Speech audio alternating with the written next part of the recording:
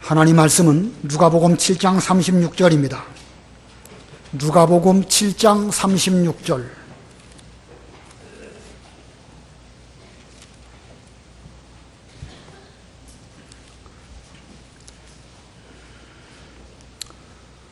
누가복음 7장 36절입니다.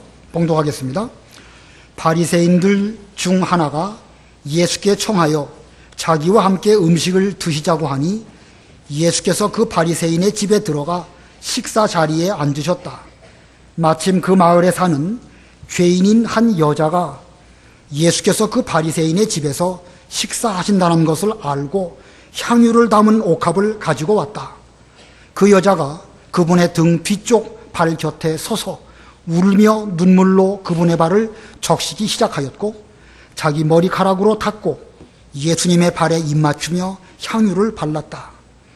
예수님을 초대한 그 바리새인이 보고 속으로 말하기를 이분이 선지자라면 자기를 만지는 이 여자가 누구이며 어떤 부류의 사람인지 곧 그 여자가 죄인이라는 사실을 아실 것이다 라고 하니 예수께서 그에게 대답하여 말씀하시기를 시몬아 내가 네게 할 말이 있다 하시므로 그가 선생님 말씀하소서 하고 말하였다.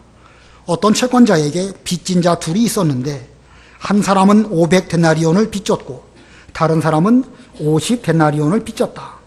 그런데 그들이 갚을 수가 없었으므로 채권자가 둘 다 탕감해 주었다. 그러면 그들 가운데서 누가 그를 더 사랑하겠느냐?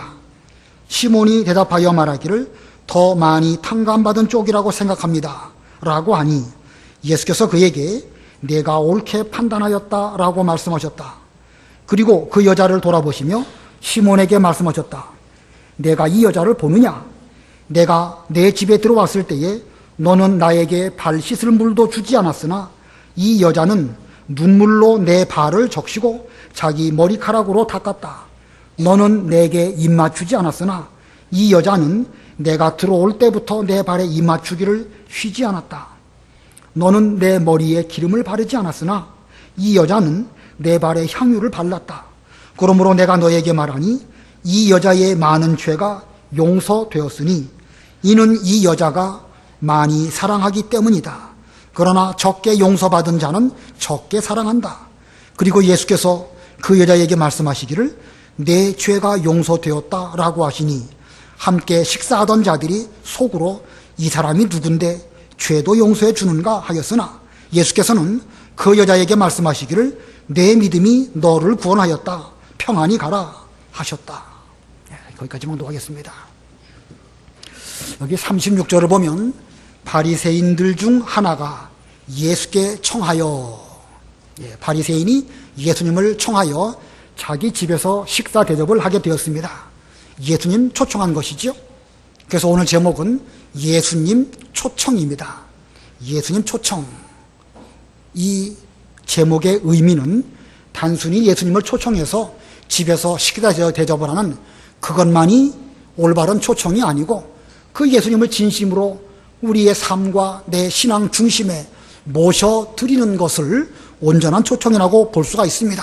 그래서 오늘 제목은 예수님 초청이지만 거기에 좀 부연 설명을 해서 예수님 모셔드리기 이런 뜻입니다. 자, 예수님 초청은 곧 예수님을 내 심령에 모셔드리는 것입니다. 단순히 예수님을 초청해서 식사 한번 한 것으로 예수님 초청했다, 영접했다 이것이 아닙니다.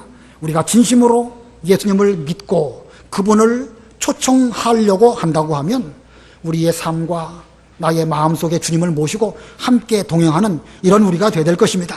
그러므로 오늘날 우리는 예수님을 단순히 초청하는 것은 물론이고 예수님을 모셔드려서 예수님께서 우리 모두에게 내 믿음이 너를 구원하였다. 평안히 가라.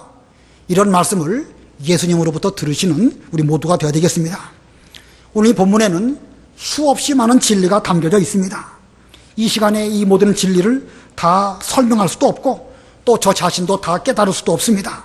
다만 우리가 지난 주일날 앞의 말씀을 통해서 살펴본 것처럼 이 공감, 특별히 영적 공감의 관점에서 본문을 생각해 보려고 합니다.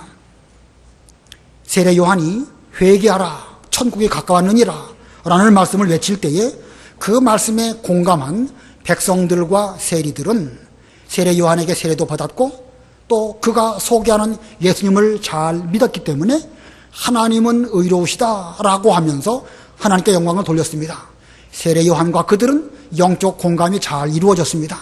그러나 반대로 바리새인들과 율법사들은 마치 장터에서 놀고 있는 어린 아이들과 같아서 세례 요한의 세례를 받지도 않았고 그를 선지자로 영접하지도 않았고 그가 증거한 예수님에 대해서는 관심은 있었지만 그 예수님을 그리스도로 하나님의 아들로 받아들이지 않았기 때문에 자기들을 위한 하나님의 뜻을 거절하는 그런 죄를 짓고 말았습니다.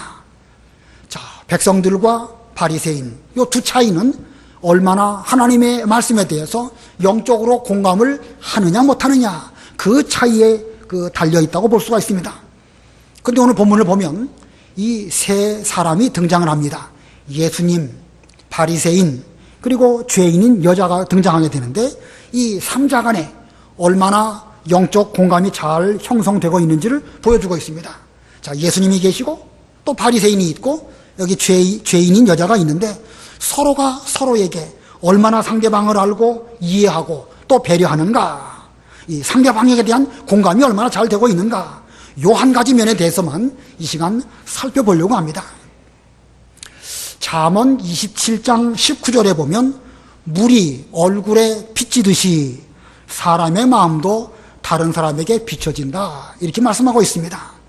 잔잔한 물이 있는데 그 물에 우리의 얼굴을 이렇게 들이밀면 그 얼굴이 그 물 속에 비춰지게 되죠. 자, 우리의 얼굴이 이렇게 잔잔한 물에 의하여 비춰지게 되는 것처럼 사람과 사람의 마음과 마음은 서로 비춰지게 되고 서로 공감이 이루어진다. 그것을 지난 시간에 말씀드린 것처럼 이심점심이라고도 이심전심이라고도 할 수 있고 또 공감이라고 표현할 수 있습니다. 그런데 만일 그 물이 잔잔한 물이 아니라고 하면 어떻게 되겠죠? 일그러진 그런 어떤 그 모습으로 비춰지게 될 것입니다. 그와 같이 우리의 마음이 잔잔한, 평안한, 회개한 이런 마음이 아니라고 하면 이건 상당히 이 공감하는 데 있어서 심각한 문제를 일으킬 수 있을 수밖에 없을 것입니다. 마음이 일그러졌다든지 편견이 있다든지 그 속에 죄가 들어가 있는데도 불구하고 회개하지 않는다든지 하면 상대방의 좋은 뜻을 왜곡할 수도 있는 것이고 내 마음을 상대방이 오해하게 될 수도 있는 것입니다. 자, 그러면 오늘 본문에서 여기 등장하는 이 바리새인의 이름은 시몬입니다.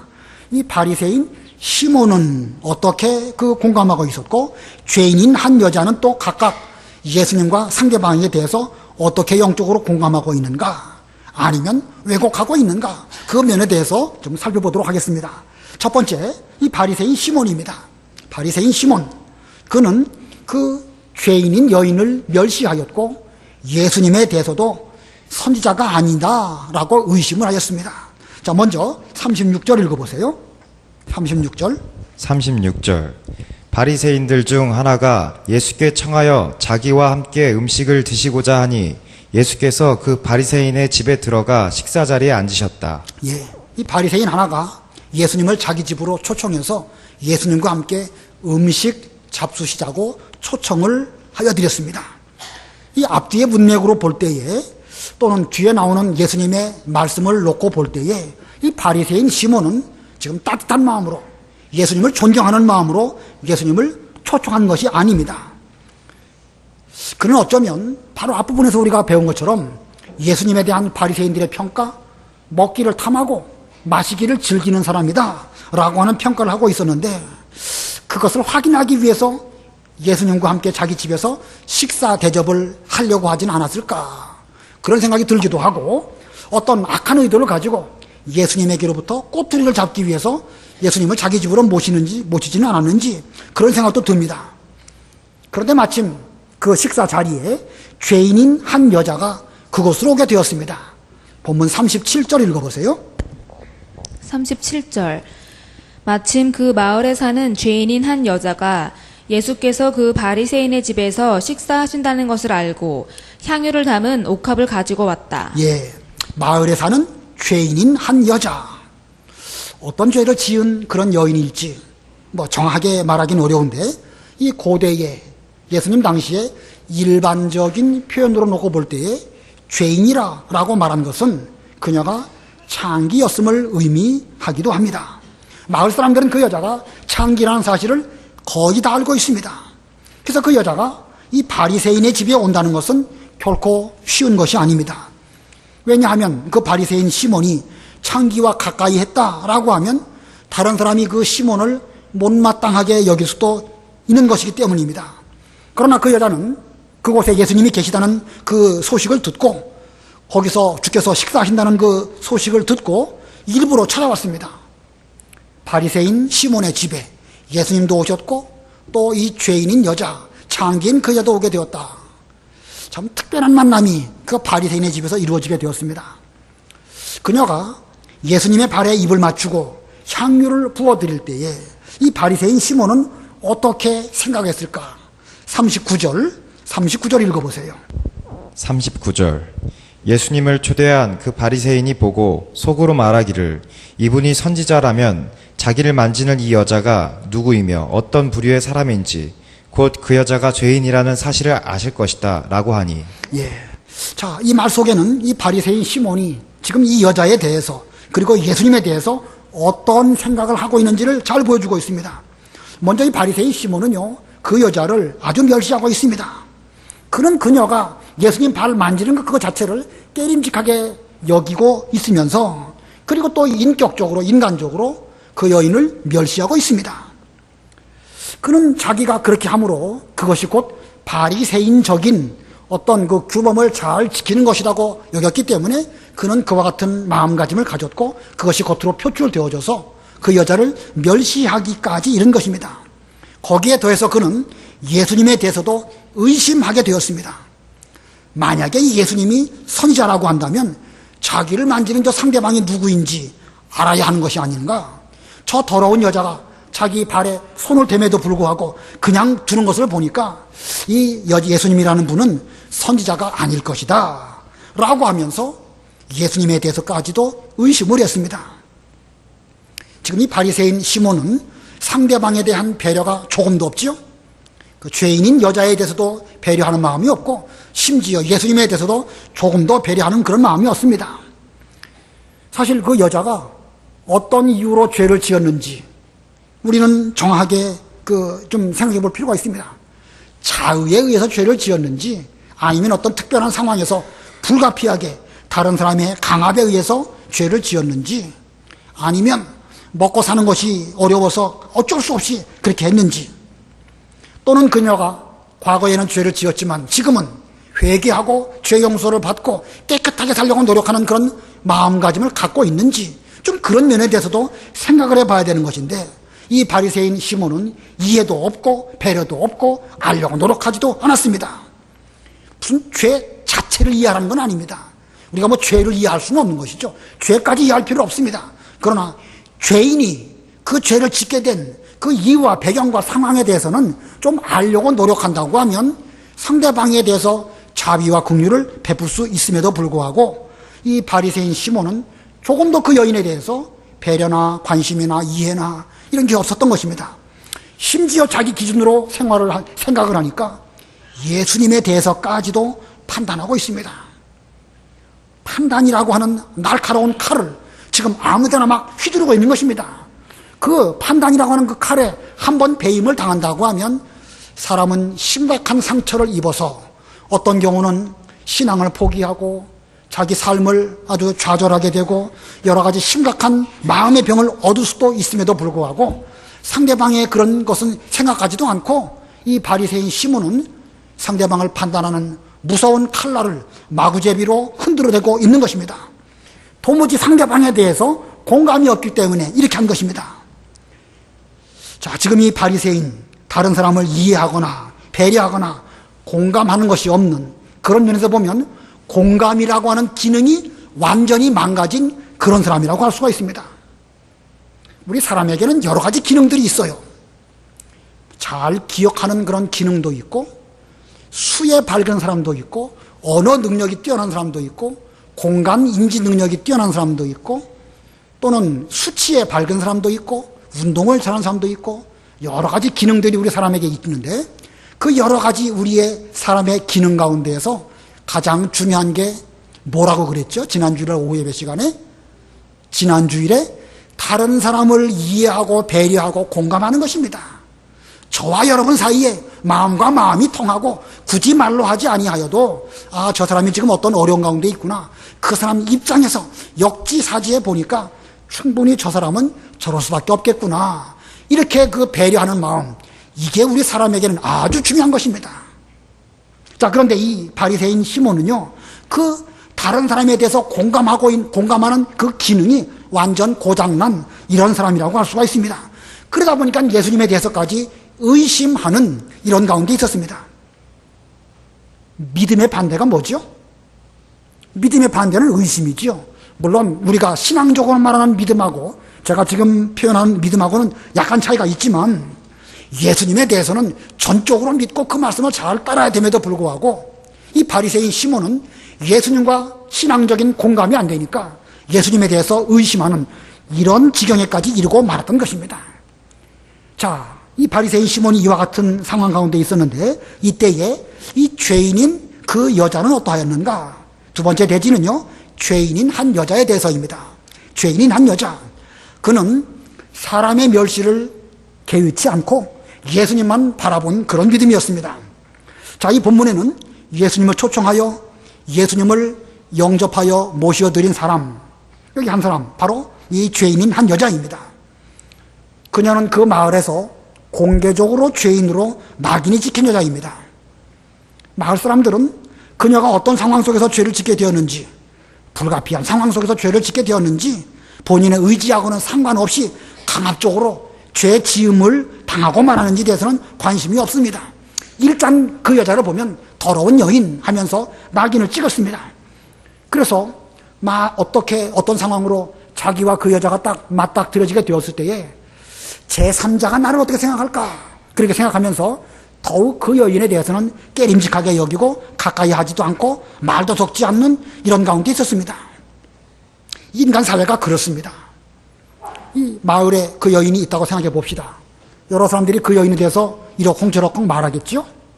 A라는 사람이 이 죄인인 그 여자에 대해서 아무개 여자는 아주 더러운 여인이다 라고 말할 때에 그 맞장구 치는 사람은요, 그 맞장구를 칠 때에는 훨씬 더 강하게 그 말을 해야 상대방으로 하여금 공감을 얻게 되는 것입니다. 그러다 보면 그 여인의 어떤 상황보다 좀 더 그 과장해서 말하게 되고 더 심하게 말하게 되어져 있습니다. 그러다 보면 점점 그 말은 보태지고 더해져서 이 사실보다 더 과장되게 말은 퍼지게 되어져 있고, 그래서 처음에는 아무것도 모르는 사람들은 그런 말을 들었을 때에 아무개라는 여인은 아주 더러운 여인이다라고 하는 선입관을 가지고 보게 되어지는 것이 인간 사회라는 것입니다. 자, 이 같은 마을 분위기 속에서 죄인인 이 여자가 바리새인 시몬의 집에 와서 예수님께 나온다는 거, 이게 절대 쉽지 않습니다. 그러나 비록 그녀는 청함을 받지는 못했을지라도 다른 사람들의 눈총과 멸시를 개의치 않았고 바리새인 시몬의 집에서 식사하시는 예수님에게 찾아 나왔습니다. 이 유대 사회에서는 어느 집에서 이렇게 잔치를 하든지 많은 사람들이 모여서 식사를 할 때에 그 동네에 가난한 사람들이든지 거린들이 와가지고 그 상에서 떨어지는 부스러기를 이렇게 같이 나눠 먹는 그런 일들을 금하지 못하게 율법으로 규정하고 있습니다. 그러다 보니까 이 죄 많은 여인이 거기 음식 부스러기라도 먹으려고 온 그 무리들 가운데 있었을 때에 쫓아내지는 않았습니다. 쫓아낼 수는 없었지만 그러나 못마땅하게 여겼던 것은 사실입니다. 그러나 아무튼 중요한 사실은 비록 청하지는 않았다 할지라도 자기를 반기지는 않는다 할지라도 그녀는 예수님만 바라보고 그 자리에 왔다는 사실입니다. 그러면 지금 이 여인은 그 자리에 오긴 왔는데 무슨 목적을 가지고 무슨 이유로 거기에 왔겠죠? 그 여인이 거기에 왜 왔겠습니까? 무엇을 부어드리려고? 향유를 부어드리려고 왔습니다. 어쩌다 보니까 향유를 부어드린 것이 아니고 처음부터 거기에 올 때에 자기 집에 있는 옥합에 담겨 있는 향유를 가지고 온 것을 보면 예수님 만나면 내가 예수님에게 이 향유를 발라드려야 되겠다, 이런 마음가짐으로 온 것입니다. 처음부터 목적이 거기에 있는 것입니다. 이 향유, 오늘날로 말한다고 하면 아주 비싼 화장품일 수도 있고 최고급 향유일 수도 있습니다. 그 당대에는 가장 존경하는 사람에게 향유를 발라드리는 풍습도 있었고, 심지어 왕이나 제사장이나 선지자들의 임직 때에 이 기름을 부어드리기도 하였던 것입니다. 자, 지금 이 여인은 이 예수님에게 그런 목적을 가지고 존경하는 마음으로 이 향유를 부어드리려고 왔습니다. 그러면 이 여인은 어떻게 예수님에 대해서 알고 향유를 가지고 왔을까? 성경에는 분명하게 말씀하고 있지 않습니다. 그렇기 때문에 우리는 문맥을 통해 가지고 앞뒤 여러 가지 정황을 보고 추정할 수밖에 없는데, 그 당대의 세례 요한이 회개하라 천국에 가까웠느니라 라는 말씀을 외칠 때에 그 여인은 그 말씀을 듣고 회개하고 세례를 받았을 수 있습니다. 그리고 세례 요한이 소개하는 예수님을 생각해 보면서 예수님을 알고 그 예수님을 영접하기 위해서 이 자리에 왔을 수도 있고, 어쩌면 예수님께서 직접 말씀을 전해주실 때에 그 말씀을 듣고 깨닫고 자기도 죄 용서를 받았음을 감사하면서 예수님을 존경하는 마음으로 향유를 가지고 왔을 수도 있습니다. 또는 다른 사람들이 하는 말을 들어볼 때에 이 예수님은 자기 같은 세리와 죄인들의 친구시구나 라는 말을 듣고 그리고 왔을 수도 있습니다. 바로 앞에 그 말씀이 있습니다. 누가복음 7장 34절 읽어보세요. 7장 34절. 누가복음 7장 34절. 인자가 와서 먹기도 하고 마시기도 하니 너희가 말하기를 보아라 탐식가요 술을 즐기는 자이며 세리들과 죄인들의 친구다라고 말하니. 예, 세리들과 죄인들의 친구이다. 이 바리새인들이 예수님을 비난하는 그 말을 여기에 기록을 했는데, 세리와 죄인의 친구라는 이 말은 저들은 비난하는 쪽으로 말했지만 이 죄인인 여인이 듣기에는 이것만큼 귀중한 복음이 없었을 것입니다. 저렇게 훌륭하시고 거룩하신 분께서 나와 같은 사람까지도 친구로 여겨주시다니, 참으로 내가 그분을 만나기 위해서 나에게 있는 가장 좋은 것을 가지고 와서 존경하는 마음으로 만나 뵈야 되겠다, 이런 마음으로 그는 예수님 앞에 나왔습니다. 자, 이 여인도 이 바리새인 시몬을 비롯해서 그 식사 자리에 앉아 있었던 모든 사람들이 자기를 싫어하고 가까이 하기를 원치 않는다 할지라도 예수님만큼은 자기를 친구로 여겨주실 것을 믿었고 확신했습니다. 그녀가 예수님을 그리스도로 확실히 알았는지까지는 우리가 단정적으로 말할 수 없지만 자기를 친구로 받아주실 줄을 알았기 때문에 그는 그 자리에 왔습니다. 그녀는 차마 예수님의 면전에 나설 수는 없어서 그분의 등 뒤로 가서 발 곁에 서게 되었습니다. 유대인들의 식사 습관에 의하면 약간 비스듬하게 누워가지고 식사를 하다 보니까 예수님의 발이 이렇게 옆으로 뻗쳐 있지 않았을까 생각이 드는데, 자, 그녀는 예수님 등 뒤로 해서 그 예수님에게 가까이 다가섰는데, 자신이 예수님에 가까이 다가서는 그 순간 눈에서 눈물이 쏟아지는 것을 금할 수가 없었습니다. 자기 눈에서 눈물이 뚝뚝뚝 떨어지는데 그 눈물이 마침 예수님의 발 위에 떨어졌습니다. 그녀는 처음부터 내가 울어가지고 그 눈물로 예수님 발을 씻겨드려야 되겠다, 이런 목적으로 온 것은 분명 아닙니다. 그러나 자기가 예수님 가까이 가다 보니까 자기가 과거에 어떤 죄인이었는지, 예수님은 그 죄를 용서해 주신 분이신 것을 깨달았고, 그리고 자기 같은 사람까지를 친구로 여겨주신 것을 생각해 볼 때에 속에서부터 올라오는 감사와 기쁨, 그 감격, 그것으로 말미암아 눈에서 눈물이 뚝뚝 떨어지는 것을 금할 길이 없었습니다. 자, 눈물이 떨어지게 되었고 그 눈물은 예수님의 발을 적시게 되었습니다. 그녀의 손에는 향유는 있었지만 예수님의 발을 닦아드릴 수건은 없었습니다. 그래서 급한 김에 자기의 머리털로 예수님의 발을 잘 닦아드렸습니다. 자기 머리카락으로 예수님을 닦아드리고 그분의 발에 입을 맞추고 준비해간 향유를 발라드렸습니다. 38절, 본문 38절 읽어보세요. 38절. 그 여자가 그분의 등 뒤쪽 발 곁에 서서 울며 눈물로 그분의 발을 적시기 시작하였고 자기의 머리카락으로 닦고 예수님의 발에 입을 맞추며 향유를 발랐다. 예, 여러분 머릿속으로 이 장면을 한번 상상해 보시기 바랍니다. 얼마나 감동적입니까? 하나님이신 예수님이 오셨는데 이 바리새인은 그 예수님을 영접하지 아니하는 가운데 있었을지라도 죄 많은 그 여인은 예수님을 자기 죄를 용서해 주실 분으로 알았고 또 그분이 자기를 친구로 여겨주신 것을 믿고 그 앞에 나아갔습니다. 가장 가까이 어려운 꺼림이 되는 여인 창기였지만 그는 예수님께 가까이 나아감을 입게 되었고 예수님은 그녀를 가까이 해주셨습니다. 자신의 발에 손을 대서 머리카락으로 그 발을 닦아드리는 그 면에 대해서도 주께서는 거절하지 아니하시고 그냥 가만히 계셨습니다. 눈물로 발을 적시고 자기 머리카락으로 닦아드리고 향유를 발라드리는 이 모습, 이거 뭐 얼마나 감동적입니까? 감동적입니까? 안 그렇습니까? 여러분 다시 한번 생각해 보시기 바랍니다. 여러분이 계신데 여러분이 이 사람은 분명히 죄인이고 더러운 사람이다 라고 알고 있는 어떤 사람이 여러분을 좋아하는 마음가짐으로 와가지고 여러분의 그 발을 이렇게 만져주고 여러분 발에다가 뭘 닦아주고 그리고 기름을 발라주고 그런다고 하면 여러분 마음 어떻겠습니까? 깨림직할까요? 아주 감동적일까요? 감동적입니까? 너무 비약이 심한지 모르겠습니다. 다시 한번 여러분 상상해 보시기 바랍니다.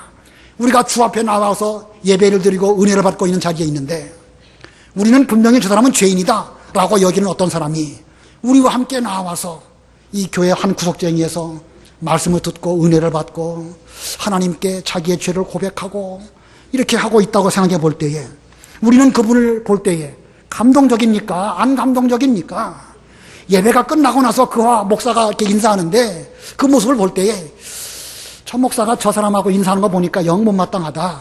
저 사람은 분명히 죄인인데 목사가 저 사람이 죄인인 걸 알다고 하면 왜 저렇게 가까이 하고 인사를 친절하게 나눌까? 솔직히 말하면 목사인 저도 꺼림직합니다. 저도 그런 면에서 볼 때에 바리새인 시몬과 다를 바가 없습니다. 본문 39절 아까 읽었지만 다시 한번 보세요. 39절. 예수님을 초대한 그 바리새인이 보고 속으로 말하기를 이분이 선지자라면 자기를 만지는 이 여자가 누구이며 어떤 부류의 사람인지 곧 그 여자가 죄인이란 사실을 아실 것이다 라고 하니. 여기 본문에 나와 있는 바리새인의 이 모습, 바로 저의 마음도 그렇고 혹시 죄송하지만 여러분의 마음도 그와 같지 않은지 한번 생각해 볼 필요가 있습니다. 어찌 보면 오늘날 우리는요 본문에 나와 있는 바리새인 시몬보다 더 심할지도 모릅니다. 당시의 바리새인들은 얼마나 철저하게 율법을 잘 지켰는지 우리는 잘 알고 있습니다. 그들은 일회에 2번씩 금식하고 박하와 회향과 근처의 11조를 철저하게 드렸고 구제할 일이 있으면 율법을 따라서 철저하게 구제했습니다. 오늘날 우리도 그렇게 합니까?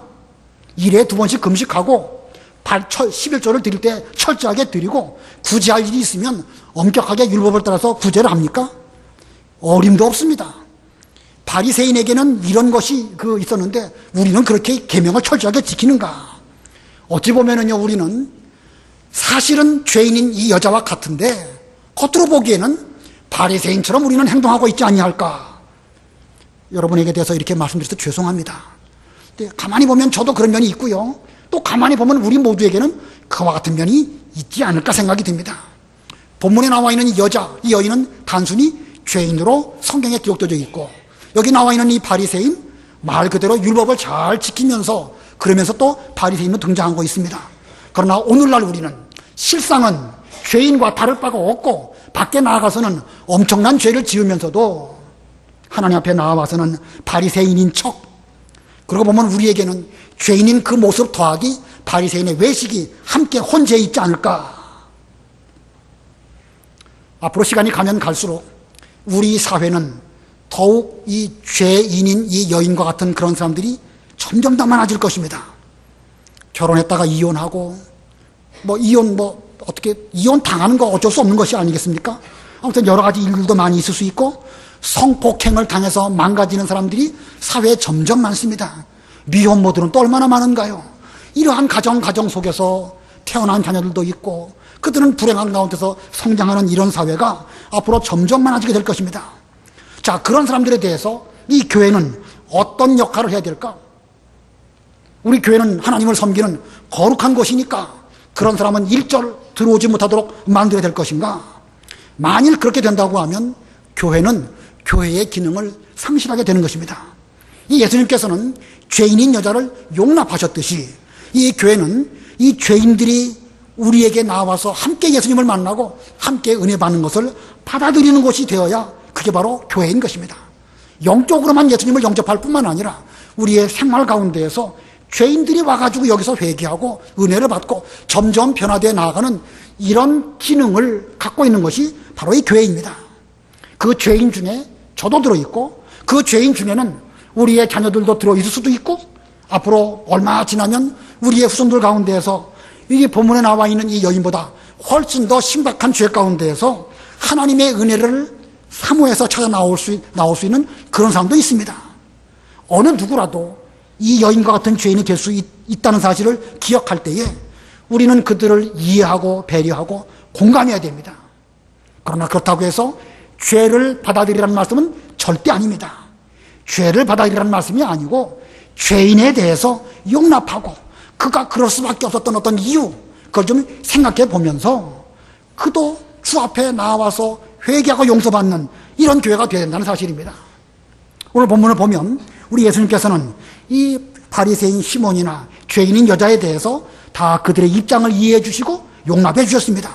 먼저 예수님께서는 바리새인 시몬의 식사 초청에 대해서 응하셨습니다. 여러분이라고 하면 못마땅스러운 어떤 사람이 여러분에게 대해서 같이 식사합시다 하고 하면 기꺼이 응하겠습니까? 쉽지 않겠습니까? 사실 쉬운 건 아니에요. 쉬운 거 아닙니다.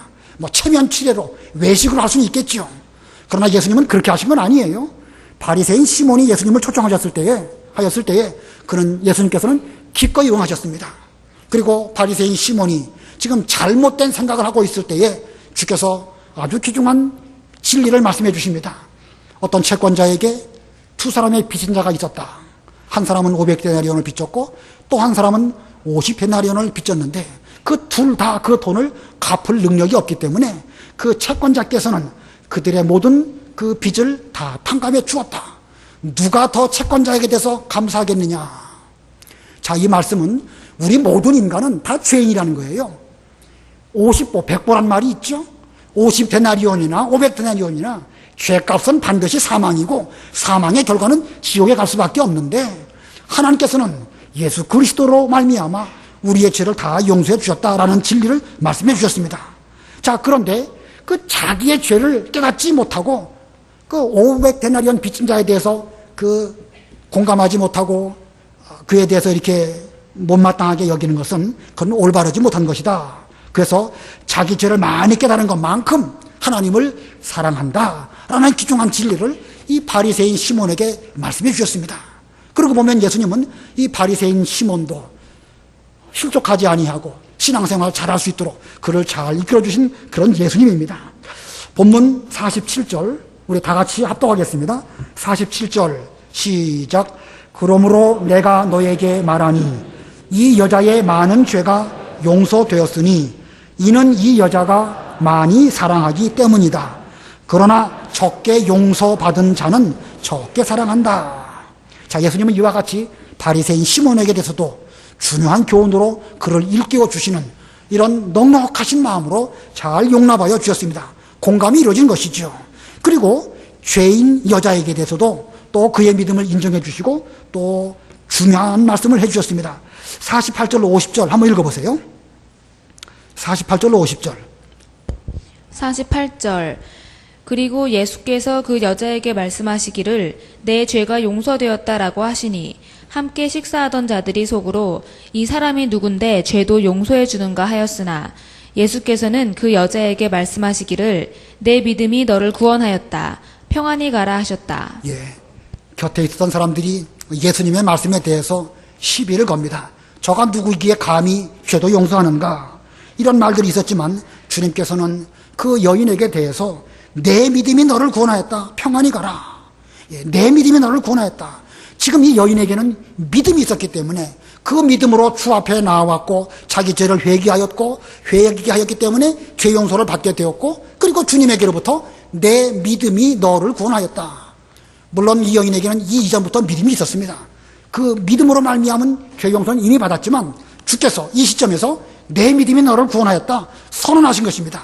그리고 이제부터는 죄로부터 노임을 받고 돌아가서 평안하게 신앙생활 잘하기를 바란다. 이런 은혜의 말씀을 주께서 이 여인에게 해주셨던 것입니다. 이거 보면 예수님은 바리새인 시몬의 그 마음도 이해해 주시고 그를 잘 지도해 주실 뿐만 아니라 죄인인 이 여인에게 대해서도 또 용서해 주시고 앞으로 신앙생활 더 잘하도록 인도해 주신 이런 예수님이십니다. 자, 오늘 예수님의 초청, 누가 예수님을 모셔드렸는가라는 것에 대해서 배웠는데 누구겠습니까? 자, 이 바리새인 시몬, 집으로 예수님을 초청하고 식사 대접까지 하였습니다. 그러나 바리새인은 예수님에 대해서나 이 죄인인 여인에 대해서 도무지 공감이 없습니다. 예수님의 말씀이 그의 마음속에 들어갈 틈이 없습니다.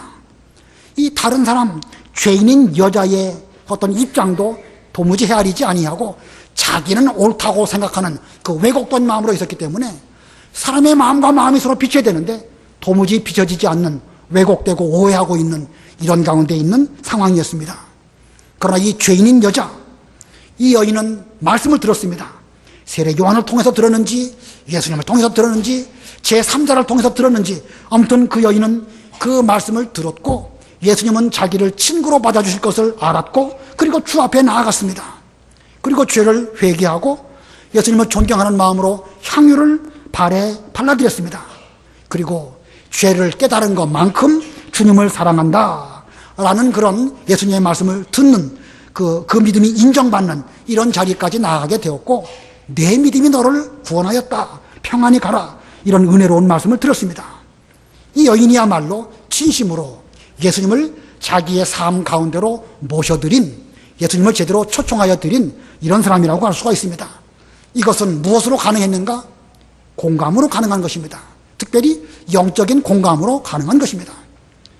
피리를 불면 춤을 추고 애곡하면 가슴을 치는 것, 물론 그것도 필요합니다.